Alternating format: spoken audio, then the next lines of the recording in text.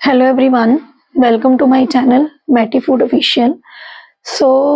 मेरी जो वीडियोस हैं बेसिकली वो एफएसएसआई के ऊपर हैं। आप लोगों को पता है कि नवंबर में एफएसएसआई का नोटिफिकेशन आने वाला है। मेरी लास्ट वीडियो भी जो मैंने बनाई थी वो food safety and standard act के ऊपर ही थी, जिसमें मैंने बेसिकली मल्टीपल चॉइस क्वेश्चन को कवर किया था, ताकि आप लोगों को इजीली आप इसके इजीली फैमिलियर हो जाएं और धीरे धीरे आपको हैबिट हो जाए कि भाई हाँ, हमें पढ़ना कैसे है, क्या करना है। आज की वीडियो भी मेरी जो है food safety and standard act के रिगार्डिंग ही है, एंड इसमें मैं बेसिकली सेक्शंस को कवर करूंगी। Right, food safety and standard act के जितने सेक्शंस हैं उसके बारे में हम लोग बात करेंगे उसमें, क्योंकि सेक्शंस के ऊपर क्वेश्चन जरूर आता है। कौन से सेक्शन किसको डील करता है उसके रिगार्डिंग ही मैं आज इस लेक्चर को कवर करने वाली हूँ। जैसा कि आप लोगों को पता है कि एफएसएसआई में 12 चैप्टर एंड 101 सेक्शन है। राइट, हम फर्स्ट क्वेश्चन क्या है हमारा, स्टार्ट करते हैं वीडियो को। Which section of food safety and standard act deals with offences by company.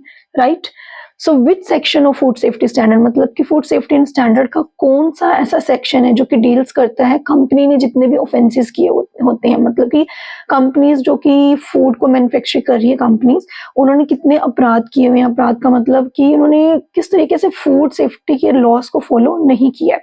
Right, उसके जो भी लॉज हैं उनको कंप्लायंस नहीं किया है, तो वो कौन से सेक्शन के अंडर आते हैं। इसमें आप लोगों को ऑप्शन दिए हैं, section 60, section 59, section 71 and section 66। तो 4 ऑप्शंस हैं।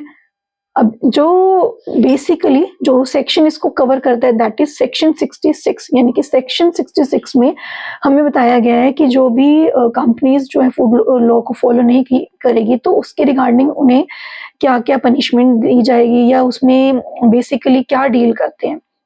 राइट, सेक्शन अब इनके एक्सप्लेनेशन भी देख लेते हैं कि बेसिकली सेक्शन 60 या 59 ये किस किस को डील करता है। जो सेक्शन 60 है that deals with the punishment for interfering with seized item. Right, कि अगर किसी फूड सेफ्टी ऑफिसर ने किसी आर्टिकल को सीज कर दिया है तो अगर उसमें भी कोई इंटरफेयर कर रहा है, मतलब सीज करने के बाद भी उसका मैन्युफैक्चरिंग वो रोक नहीं रहा है, उस केस में क्या पनिशमेंट होगी। राइट, ये डील करेगा section 60। Now next section 59, punishment for unsafe food, यानी कि कोई फूड मैन्युफैक्चरर अनसेफ फूड जो है वो बना रहा है, या कोई फूड एज प्रोडक्ट ऐसा है कि जो हमारी हेल्थ के लिए सेफ नहीं है, तो उसे कौन डील करेगा, उसके बारे में किस में बताया गया, कौन से सेक्शन में बताया गया, सेक्शन 59। राइट, देन सेक्शन 71 जो है वो डील करता है procedure and powers of tribunals. Right, जैसे एक जुडिशियल सिस्टम होता है, फॉलो होता है, उसको ये डील करता है सेक्शन 71। नाउ सेक्शन 66 किसे डील करता है, ऑफेंसेस बाय कंपनी, यानी कि कंपनीज ने रूल्स एंड रेगुलेशन को फॉलो नहीं किया है। कौन सी कंपनीज ने नहीं किया है, क्या उन्होंने फॉलो नहीं किया, उसको जो डील करेगा वो सेक्शन 66 डील करेगा। तो आप लोगों को याद रखना है, अभी फिलहाल इसके एक्सप्लेनेशन में आप लोगों को बाद में दूंगी कि ये क्या क्या ये कवर करता है सेक्शन, बट अभी मल्टीपल चॉइस के लिए अभी याद रखिए कि सेक्शन 66 से डील करता है offences by company. Now next question is, what is the basic purpose of establishing food standard? Right, food safety and standard, यहीं से पता लग रहा है कि जो हमारी ऑर्गेनाइजेशन है ये सेफ्टी और स्टैंडर्ड दो चीजों पे फोकस करती है। राइट, सेफ्टी मींस कि कस्टमर को या इंडियंस को एक सेफ फूड प्रोडक्ट प्रोवाइड हो जिसका कि हमारी हेल्थ पे कोई भी हार्मफुल इफेक्ट ना हो। राइट, एंड स्टैंडर्ड्स, यानी कि इस सेफ्टी को मेंटेन करने के लिए एफएसएसआई ने क्या बनाए, स्टैंडर्ड्स बनाए। राइट, उन्होंने स्टैंडर्ड सेटअप किए कि हमें ये बेसिकली स्टैंडर्ड फॉलो करने, ये प्रोसीजर फॉलो करने हैं। राइट, इतने पेस्टिसाइड्स होने चाहिए, इतने प्रिजर्वेटिव्स होने चाहिए, इस तरह के स्टैंडर्ड्स फॉलो किए गए, कितना फैट कंटेंट है, कितना प्रोटीन है, कितना क्या क्या चीजें इससे ऊपर नहीं होनी चाहिए, कम नहीं होनी चाहिए। राइट, और किस तरीके से हमें क्वालिटी चेक करना है, कौन सा प्रोसीजर जो हमें फॉलो करना है, तो ये सब चीजें एफएसएसआई ने सेटअप की, तभी जाके हमारे पास एक सेफ फूड प्रोडक्ट आता है, क्योंकि उसकी एक रिपोर्ट जनरेट होती है। राइट, क्वेश्चन क्या था, what is the basic purpose of establishing food standard. Right, कि हमें क्या नीड थी एफएसएसआई को स्टैंडर्ड सेटअप करने की, क्यों नीड पड़ी। तो फर्स्ट जो ऑप्शन दिया गया, to achieve food security for all, कि क्या एक ही चीज थी कि फूड सिक्योरिटी मिले, ठीक है, एक ही चीज थी, now next, assure the quality of agriculture product in India. That means कि एग्रीकल्चर जो प्रोडक्ट है उनकी क्वालिटी को एश्योर करना, क्या यही मोटिव रखा हमारे एफएसएसआई ने? Now third one is protection of public health and risk promoting fair trade, right. अब नेक्स्ट वन लास्ट क्या है, नन ऑफ द अबव। तो इन चारों ऑप्शंस को देख के आपको क्या लगता है, फूड सेफ्टी एंड स्टैंडर्ड किसे कवर कर रहा है? Safe and standard. यानी कि जो हमारा थर्ड ऑप्शन है, protection of public health and risk, safe में आ गया। सेफ्टी कैसे मेंटेन हुई? स्टैंडर्ड से, राइट। तो ये जो थर्ड वन है हमारा, दैट इज अवर आंसर कि protection of public health, risk and promoting fair trade, ये हमारा बेसिक पर्पस था स्टैंडर्ड को सेटअप करने का, राइट। नाउ नेक्स्ट क्वेश्चन, इसकी एक्सप्लेनेशन भी देख लेते हैं। बेसिकली जो मैंने दी अभी बताई उसी से रिगार्डिंग ही है कि food standard help reduce the risk of food borne disease. मैंने अभी बताया कि अगर हमने स्टैंडर्ड सेटअप किए, हमने प्रॉपर क्वालिटी चेक किया किसी भी फूड प्रोडक्ट का, तो क्या होगा कि हमारा जो फूड प्रोडक्ट है उसका प्रॉपर क्वालिटी चेक है, यानी कि रिपोर्ट जनरेटेड है। दैट मीन्स की रिपोर्ट ओके है, क्वालिटी चेक हो गया, लेबोरेटरीज ने उसको ओके कर दिया। दैट मीन्स की उस फूड प्रोडक्ट का अगर उसकी क्वालिटी गुड है, न्यूट्रिशन वैल्यू ओके है, तो उस फूड प्रोडक्ट का हमारी हेल्थ पे कोई भी हार्मफुल इफेक्ट नहीं होगा, राइट। तो food standard help reduce the risk of food borne disease, यानी कि अगर उसकी क्वालिटी अच्छी है, वो स्टैंडर्ड्स के अकॉर्डिंग है, तो कोई भी फूड बोर्न डिसीज या इलनेस होने के चांसेस जो है वो बहुत कम हो जाते हैं, right? Then food standard ensure that food is traded in a way that is safe and meet international standard, कि वो इस तरीके से ट्रेड हो रहा है कि वो सेफ है और वो इंटरनेशनल स्टैंडर्ड को भी मीट कर रहा है, राइट। फूड सेफ्टी का प्रॉपर ध्यान रखा गया है, यानी कि जिस तरीके से फिजिकल, केमिकल, बायोलॉजिकल हजार्ड होते हैं, वो किसी भी तरह के हजार्ड प्रेजेंट नहीं है। प्रॉपर हम कोई भी एक फूड चेन की बात करें, हम अगर हार्वेस्टिंग से लेके मैन्युफैक्चरिंग, प्रोसेसिंग, ट्रांसपोर्टेशन, पैकेजिंग सबको इंक्लूड करते हैं, तो कहीं ना कहीं हम हर जगह पे सेफ्टी को फॉलो कर रहे हैं, राइट। हमें हर जगह पे सेफ्टी को फॉलो करना है। तो ये जो है, इसीलिए उन सेफ्टी को फॉलो करने के लिए उन्होंने क्या किया, स्टैंडर्ड बना दिए, राइट। तो उन्होंने स्टैंडर्ड बनाए कि हमें सेफ प्रोडक्ट कैसे मिलेगा, अगर हम स्टैंडर्ड को फॉलो करेंगे, राइट। तो यही उनका प्रॉपर जो हमारा स्टैंडर्ड को एस्टैब्लिश करने का प्रॉपर मेन ऑब्जेक्टिव्स क्या था कि हम जो जितने भी इंडियंस हैं उनको सेफ और हेल्थी फूड प्रोडक्ट प्रोवाइड हो, राइट। लास्ट क्या है, assure consumer food safety and quality. Safety is the main purpose, quality, food product की quality, right. Now next, which officer has the power to issue an improvement notice, कि किस officer के पास improvement notice जो है वो issue करने की power होती है, राइट।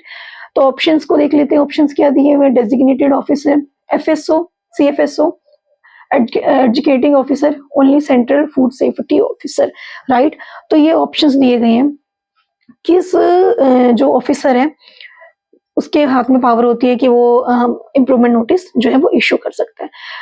तो बेसिकली जो डेजिग्नेटेड ऑफिसर होता है, राइट, डेजिग्नेटेड ऑफिसर होता है, उसके पास पावर होती है कि वो इम्प्रूवमेंट नोटिस इशू कर सकता है, राइट। तो होता क्या कि कोई भी फूड मैन्युफैक्चरर है या कोई भी फूड का किसी तरीके से बिजनेस कर रहा है, ट्रेड कर रहा है, मैन्युफैक्चरिंग कर रहा है, प्रोसेसिंग कर रहा है, राइट। सो वो उन सब चीजों को कर रहा है। तो उस केस में क्या हुआ कि डेजिग्नेटेड ऑफिसर ने देखा कि ये कंपनी या ये food manufacturer, food business operator जो है वो फूड के स्टैंडर्ड का कंप्लायंस नहीं कर रहा, यानी कि एफएसएसआई के सिस्टम को फॉलो नहीं कर रहा। तो उस केस में जो डेजिग्नेटेड ऑफिसर है वो क्या कर सकता है, वो एक इम्प्रूवमेंट नोटिस इशू कर सकता है, राइट। एक नोटिस उन्हें भेज सकता है कि आप इस लॉ को फॉलो नहीं कर रहे हैं, तो ये इम्प्रूवमेंट होना चाहिए, राइट। इन केस वो इम्प्रूवमेंट नोटिस भेजने के बाद उन्होंने उस चीज को फिर से नहीं फॉलो किया, उन्होंने इम्प्रूव नहीं की वो चीज, ठीक है, तो वो क्या करेगा, उसके लाइसेंस को डेजिग्नेटेड ऑफिसर क्या करेगा, सस्पेंड कर देगा कि आप लोगों ने, मैंने 6 मंथ का नोटिस दिया था कि 6 मंथ में आपको ये चीज पूरी प्रॉपर करनी थी, 6 महीने में जितना भी टाइम पीरियड है उसको करनी थी, बट आपने नहीं की, तो मैं आपके लाइसेंस को सस्पेंड कर रहा हूँ। सस्पेंड होने के बाद वो दोबारा से उसको फाइल करेगा, राइट। अगर वो दोबारा से फाइल करने के बाद उनको कंप्लायंस करता है तो उसे क्या किया जाता है, वो मतलब कि उसका लाइसेंस जो सस्पेंड था वो उसे दे दिया जाता है। लेकिन अगर वो उसको कंप्लायंस नहीं करता तो उसके लाइसेंस को ही कैंसिल कर दिया जाता है, राइट। तो मेन बात क्या थी कि इम्प्रूवमेंट नोटिस कौन देता है कि आप जो है इस फूड प्रोडक्ट का प्रॉपर मतलब कि प्रॉपर आप अकॉर्डिंगली एफएसएसआई के अकॉर्डिंग स्टैंडर्ड्स को फॉलो नहीं कर रहे हो, तो वो नोटिस, वो इम्प्रूवमेंट इन चीजों की आपको नीड है इम्प्रूवमेंट करने की, ठीक है, तो वो नोटिस किसके थ्रू दिया जाता है, डेजिग्नेटेड ऑफिसर के थ्रू, राइट। ये आपको माइंड में रखना है कि designated officer has the power to issue an improvement notice to any food business operator, right. अब एक्सप्लेनेशन हम देख लेते हैं कि ये फूड बिजनेस ऑपरेटर का मैंने आपको बता दिया कि वो इंप्रूवमेंट नोटिस इशू कर सकता है, लेकिन उसके पास और भी पावर्स होती हैं। कौन कौन सी उसके पास पावर होती है वो हम स्टडी कर लेते हैं। The DO can issue a licence for food business operator. अभी मैंने बताया कि वो लाइसेंस को इशू भी कर सकता है, लाइसेंस को कैंसिल भी कर सकता है। तो ये दोनों पावर जो है दोनों की दोनों हमारे डीओ के पास होती है, right. Then DO can prohibit the sale of food that violates the FSSAI Act or its rule and regulation, right। अभी ये भी उसी चीज में कवर होती है कि उस फूड प्रोडक्ट की सेल को भी प्रोहिबिट कर सकता है। उसके पास ये भी पावर है कि उस फूड प्रोडक्ट की सेल को प्रोहिबिट कर देगा जो अकॉर्डिंग हमारे FSSAI के स्टैंडर्ड को फॉलो नहीं कर रहे, right. Then DO can receive and analyse sample of food from food safety officer, ठीक है। जो फूड सेफ्टी ऑफिसर सैंपल भेजता है उन फूड सैंपल्स को भी डीओ एनालाइज करता है, right. Then the DO keep record of inspection and action taken by FSO। जो FSO जितने भी एक्शन ले रहा है, राइट, या उसके पास जितने भी इंस्पेक्शन उसने की है तो उन सब का डीओ जो है वो रिकॉर्ड अपने पास रखता है। तो these all are the power of the designated officer। ये सारी की सारी पावर है हमारे डेजिग्नेटेड ऑफिसर की। तो इस क्वेश्चंस के साथ आपका डेजिग्नेटेड ऑफिसर की पावर भी कवर होती है एंड आपको ये भी पता लगता है कि इंप्रूवमेंट नोटिस कौन इशू करता है, right. Then move on to the next question। Next question क्या है, which of the following has the power to cancel the licence, right. अभी हमने स्टडी किया कि किसके पास पावर होती है कि वो लाइसेंस को कैंसिल कर सकता है। तो इजीली आप चेकआउट कर सकते हैं, food analyst, designated officer, food safety officer, all of the above. तो जो डेजिग्नेटेड ऑफिसर है उसके पास लाइसेंस को इशू और कैंसिल करने की पावर होती है, राइट। देन नेक्स्ट क्वेश्चन देखते हैं। Which section of FSSA 2006 has the provision of food recall? Food recall अभी इम्प्रूवमेंट नोटिस पड़ा, ठीक है, ऐसे ही फूड रिकॉल है हमारा। तो पहले हम सेक्शन देखते हैं, फिर मैं आपको बताती हूँ कि फूड रिकॉल बेसिकली होता क्या है। सेक्शन क्या है, section 25, section 30, section 28 and section 31। Then इसका बेस आंसर क्या है, सेक्शन 28। जो सेक्शन 28 है वो हमें बताता है कि फूड रिकॉल का क्या प्रोविजन है, राइट। फूड रिकॉल बेसिकली क्या है क्या नहीं वो सेक्शन 28 के अंतर्गत आता है, राइट। सो इन सेक्शंस के बारे में पढ़ लेते हैं कि सेक्शन 25 हमें क्या बताता है। सेक्शन 25 बेसिकली डील करता है all food imports must follow the standard set by the food authority, कि जितने भी फूड इंपोर्ट हो रहे हैं यानी कि हमारी कंट्री में आ रहे हैं उन्हें उन स्टैंडर्ड को फॉलो करना है जो फूड सेफ्टी FSSAI ने सेट किए हैं, right. Then section 30 covers the duties of commissioner of food safety. Section 30 जो फूड सेफ्टी के कमिश्नर है उनकी क्या ड्यूटीज है उसे कवर करता है, राइट। एंड सेक्शन 28 क्या कवर करता है, the food recall procedure for food business operator in India. Food recall procedure, right. So चलो मैं अब आपको फूड रिकॉल प्रोसीजर के बारे में डिस्कस करते हैं कि फूड रिकॉल प्रोसीजर क्या है, राइट। मान लेते कि कोई फूड बिजनेस ऑपरेटर है, वो एक प्रोडक्ट कुछ भी प्रोडक्ट बना रहा है, सीरियल्स ले लो, पल्सेस ले लो, या फिर किसी भी फील्ड फूड के किसी भी कैटेगरी से रिलेटेड कोई भी प्रोडक्ट बना रहा है, राइट। अब वो प्रोडक्ट बना रहा है, इनकेस ये पाया जाता है कि वो जो फूड प्रोडक्ट वो बना रहा है वो फूड प्रोडक्ट हमारे FSSAI के स्टैंडर्ड को फॉलो नहीं कर रहा है, राइट। हमारे FSSAI के लॉ को कंप्लायंस नहीं कर रहा है। तो जो हमारे जितने भी जैसे FSSAI के लॉ को उसने कंप्लायंस नहीं किया तो पावर होती है कि उस जो फूड प्रोडक्ट उस फूड को हम रिकॉल कर सकते हैं। रिकॉल करने का मतलब उस फूड प्रोडक्ट की सेल को प्रोहिबिट कर सकते हैं, राइट। अभी थोड़ा टाइम पहले ही हुआ था कि मैगी की सेल पे प्रोहिबिशन लगी थी, तो FSSAI वालों ने क्या किया कि उस प्रोडक्ट की अवेलेबिलिटी को ही मार्केट में बंद कर दिया, यानी उस फूड प्रोडक्ट को रिकॉल कर लिया अपने पास। उन्होंने वापस उस फूड प्रोडक्ट को रिकॉल कर लिया, ठीक है। जब उन्हें लगता है कि भाई हाँ इसमें कुछ कमी थी, ये स्टैंडर्ड को फॉलो नहीं कर रहा, तो वो उसको फिर उसकी क्वालिटी चेक करते हैं। देन जब ये प्रॉपरली स्टैंडर्ड्स को वो लोग फूड बिजनेस ऑपरेटर उसको फॉलो करते हैं कि उसकी प्रॉपरली जो गाइडलाइंस दी जाती हैं उन गाइडलाइंस को फॉलो करते हैं, देन उस फूड प्रोडक्ट को फिर मार्केट में लाया जाता है। अदरवाइज तो उस फूड प्रोडक्ट को रिकॉल ही कर लिया जाता है, ठीक है। उस फूड प्रोडक्ट पे बैन ही लगा दी जाती है इनकेस अगर वो उसने प्रॉपर FSSAI के स्टैंडर्ड को फॉलो नहीं किया, राइट। देन 31 जो है वो क्या बेसिकली डील करता है, licensing and registration of food business. तो सेक्शन 28 जो सेक्शन 28 है basically that deals with the food recall procedure for food business operator in India. ये माइंड में रखना है, right. Now the next question, which officer has the power to issue prohibition order.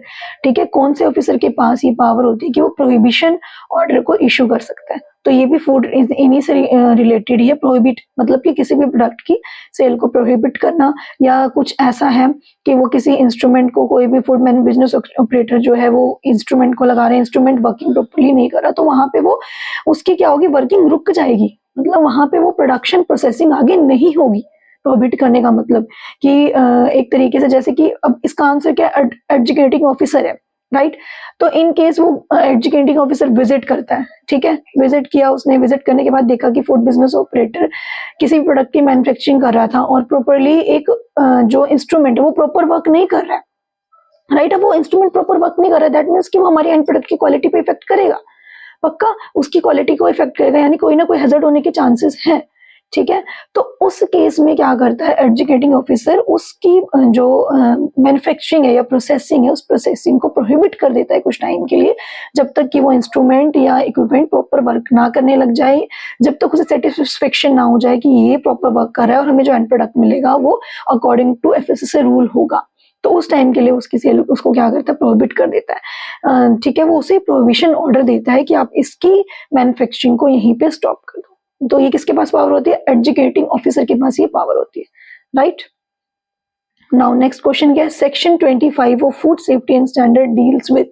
अब section 25 की बात करें कि सेक्शन 25 किससे डील करता है, पनिशमेंट ऑफ अनसेफ फूड, ठीक है। पनिशमेंट की हमें अनसेफ फूड, कोई हमें पता लगा कि फूड मैन्युफैक्चरर जो बना रहा है कोई फूड प्रोडक्ट वो हमारी हेल्थ के लिए अनसेफ है, देन उस केस में क्या पनिशमेंट दी जाती है, इस चीज को डील करता है section 25। And licensing and registration of food business इसे डील करता है, अभी लास्ट में पढ़ा कि इसे तो डील करेगा ही नहीं। Next, all import of article of food to be subject to this act, ये ऑफेंसेस बाय कंपनी, जो कंपनी अपराध करती है उसे डील करता है। तो किसे डील करता है, all imports of article to be subject to this act, ठीक है, कि जितने भी आर्टिकल्स इंपोर्ट हो रहे हैं वो हमारे एफएसएसआई के गाइडलाइंस को जरूर फॉलो करें, ठीक है, तभी वो इंपोर्ट हो सकते हैं, अदरवाइज नहीं। तो इसे कौन सा सेक्शन डील करता है, सेक्शन 25 वो इंपोर्ट्स के प्रोडक्ट के बारे में डील करता है, राइट। तो नेक्स्ट क्वेश्चन क्या है, who has the power to issue time to time guideline with regards to exercise of power of food safety officer, right. तो अब फूड सेफ्टी ऑफिसर है, फूड सेफ्टी ऑफिसर को भी गाइडलाइन इश्यू करने वाला कोई है, तो वो कौन है, फूड सेफ्टी ऑफिसर को जो time to time guideline issue करता है, ठीक है, उसके ऊपर उसकी एक्टिविटीज को नोटिफाई करता है, ठीक है, कि वो प्रॉपरली वर्क कर रहा है या नहीं वर्क कर रहा। तो इनमें से, इन चारों में से कौन है, food commissioner, designated officer, chief executive officer या फिर एग्जीक्यूटिव ऑफिसर। तो इन चारों में से बेसिकली फूड कमिश्नर है जो बेसिकली क्या करता है, हमारी फूड सेफ्टी ऑफिसर को time to time guideline issue करता है, ये माइंड में आपने रखना है। इसकी एक्सप्लेनेशन देख लेते हैं। The commissioner of food safety can issue guideline for the exercise of power of food safety officer, ठीक है, कि तुम्हें क्या करना है क्या नहीं करना, उसके लिए वो गाइडलाइन इश्यू करता है। कौन देता है, कमिश्नर देता है। Now these guidelines are binding on the food safety officer, ये गाइडलाइंस बेसिकली बाइंडिंग्स होती हैं फूड सेफ्टी ऑफिसर को, यानी कि फूड सेफ्टी ऑफिसर को ये गाइडलाइंस फॉलो ही करनी होती है, वो अपने अकॉर्डिंग कुछ नहीं कर सकता। अगर कमिश्नर ने कहा कि इस फूड प्रोडक्ट को, आपको इस फूड प्रोडक्ट के, उसने चेक करके एक गाइडलाइन दे दी कि ये फूड प्रोडक्ट मार्केट में आना चाहिए, तो वो आएगा। अगर वो कह देगा ये नहीं आना, इसने कंप्लायंस नहीं किया, तो वो नहीं आएगा। दैट मीन्स कि ये बाइंडेशन है फूड सेफ्टी ऑफिसर के ऊपर कि वो कमिश्नर की बात को मानेगा ही मानेगा, right. Now the commissioner can also cancel the food safety officer power for a specified period. अगर उसे लगता है, वो उसकी एक्टिविटी को नोटिफाई करता है कमिश्नर, अगर उसे लगता है कि food safety officer properly work नहीं कर रहा है, तो वो क्या कर सकता है, उसकी जो पावर्स हैं उसको स्पेसिफाइड पीरियड के लिए उनको कैंसिल कर सकता है। उसको जो अथॉरिटी दी है, वो अथॉरिटी है, उसको जो पावर्स दी है, उनको वो कैंसिल इजिली कर सकता है, राइट। सो बेसिकली कमिश्नर के बारे में हम लोगों ने पढ़ लिया। तो कमिश्नर भी आपको समझ में आ गया, कमिश्नर के पास क्या पावर होती है कि वो फूड सेफ्टी ऑफिसर के ऊपर उसकी निगरानी रखता है, उसके ऊपर उसको उसकी एक्टिविटी को नोटिफाई करता है, right. So thank you for the lecture. Hope so कि आप लोगों को ये वीडियो अच्छी लगी होगी, समझ में आई होगी। एंड अगर मेरी वीडियो अच्छी लगे, ठीक है, तो चैनल को लाइक शेयर एंड सब्सक्राइब कीजिएगा, ताकि मैं ऐसे ही वीडियो लेके आप लोगों के पास आऊं। और आप लोगों को इजी हो एफएसएसआई के एग्जाम को क्लियर करने में। Thank you so much.